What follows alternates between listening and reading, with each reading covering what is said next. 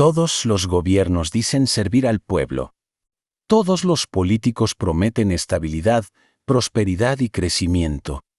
Estas palabras, repetidas elección tras elección, han perdido su significado. Pero mientras la atención pública se centra en discursos, banderas y debates televisivos, existe otro poder. Un poder oculto, un poder técnico, invisible para la mayoría. Y, aún así, infinitamente más poderoso. Este poder no quiere tu voto, no aparece en campañas, no rinde cuentas al público. La mayoría de las personas ni siquiera conoce los nombres de quienes lo dirigen. Sin embargo, decide cuánto dinero existe, qué bancos serán rescatados, cuáles colapsarán y quién pagará el costo de cada crisis. Puede aliviar tu hipoteca o borrar tus ahorros. Puede hacer subir los mercados o destruir tu jubilación. Y puede hacerlo sin decírtelo ni una sola vez. Este poder es el Banco Central. Durante décadas se nos ha dicho que los bancos centrales son árbitros neutrales. Instituciones frías y técnicas, creadas únicamente para mantener el orden. Pero la historia cuenta otra cosa, una historia incómoda. Una historia que revela que los bancos centrales son, en realidad, centros de poder. Son los arquitectos ocultos del orden económico moderno. Para entender cómo llegamos hasta aquí, hay que retroceder varios siglos. En el siglo XVII, Europa estaba agotada por la guerra. Los imperios luchaban constantemente. Los reyes necesitaban ejércitos y los ejércitos necesitaban dinero, mucho dinero. Pero las arcas estaban vacías, los impuestos no bastaban. Y los prestamistas ya no confiaban en promesas reales que se rompían una y otra vez. En Inglaterra el problema alcanzó un punto crítico durante el reinado de Guillermo III. La guerra contra Francia exigía recursos que los métodos tradicionales no podían proporcionar. Fue entonces cuando surgió una idea peligrosa y revolucionaria, construir una institución capaz de prestar al Estado y, a cambio, crear dinero respaldado no por oro, sino por deuda pública. Así nació el Banco de Inglaterra. Por primera vez, el dinero dejó de ser metal. Se transformó en confianza, en papel, en promesa. El banco se convirtió al mismo tiempo en acreedor del rey y en el corazón financiero de la nación. El mensaje era claro, aunque pocos lo entendieron en ese momento: quien controla el crédito, controla al Estado. Otros países adoptaron este modelo, no por ideología, sino por necesidad. La guerra siempre impulsa la innovación financiera. En los siglos siguientes, los bancos centrales crecieron junto con los imperios. La financiación se convirtió en un arma. Durante las guerras napoleónicas, Gran Bretaña derrotó a Francia no solo con soldados y cañones, sino también con crédito. La libra esterlina, respaldada por su banco central, se convirtió en el ancla del sistema financiero global.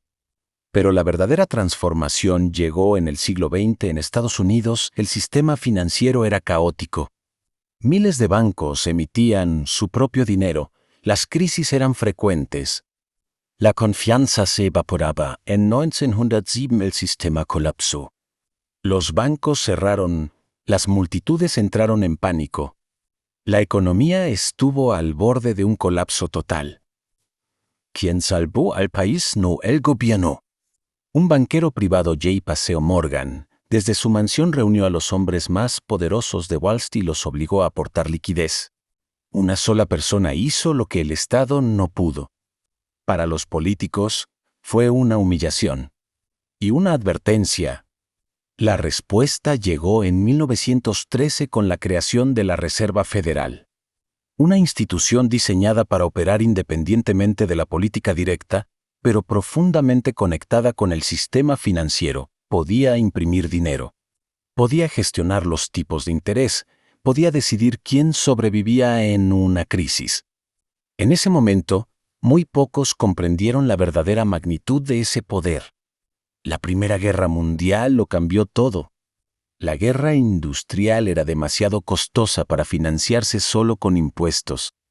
Los bancos centrales intervinieron, se imprimió dinero. La deuda se monetizó, el oro dejó de ser un límite real.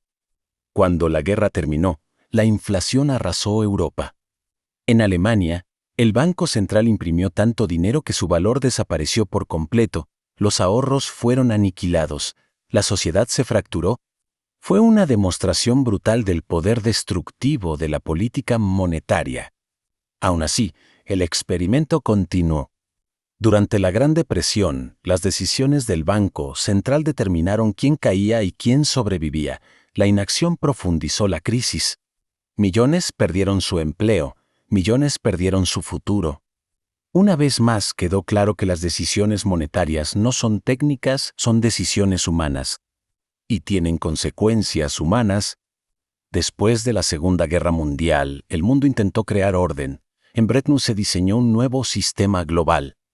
El dólar estadounidense, respaldado por oro, fue colocado en el centro del mundo financiero. Pero ese sistema dependía de la disciplina de un solo país y en 1971 esa disciplina se rompió. Estados Unidos abandonó el oro. El ancla desapareció. Desde ese momento, el dinero dejó de tener un límite real. Entramos en la era del dinero fiduciario puro. El dinero ya no estaba respaldado por algo tangible, sino por confianza. Y esa confianza pasó a estar bajo el control de los bancos centrales. En las décadas siguientes, este poder se utilizó sin límites. En los años 80, la Reserva Federal elevó los tipos de interés a niveles extremos para destruir la inflación, provocando recesión y desempleo.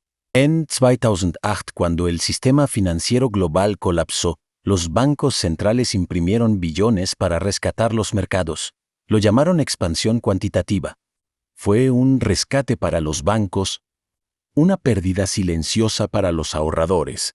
En 2020, durante la pandemia, la creación de dinero alcanzó niveles impensables.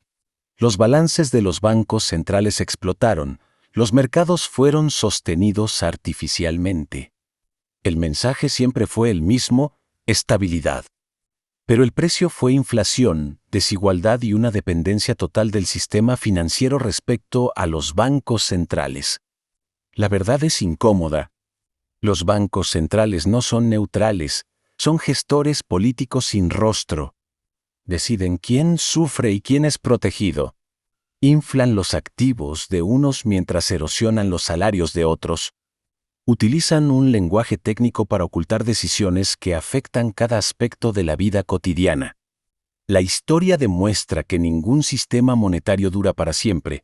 Cuando la confianza desaparece, todos colapsan. Y la confianza no se puede imprimir. Para quienes lo comprenden, la lección es clara: el verdadero poder no está en las urnas, sino en las instituciones que controlan el dinero. Este es el gran paradoja del mundo moderno. Personas que nunca elegimos controlan aquello sin lo cual no podemos vivir: el dinero.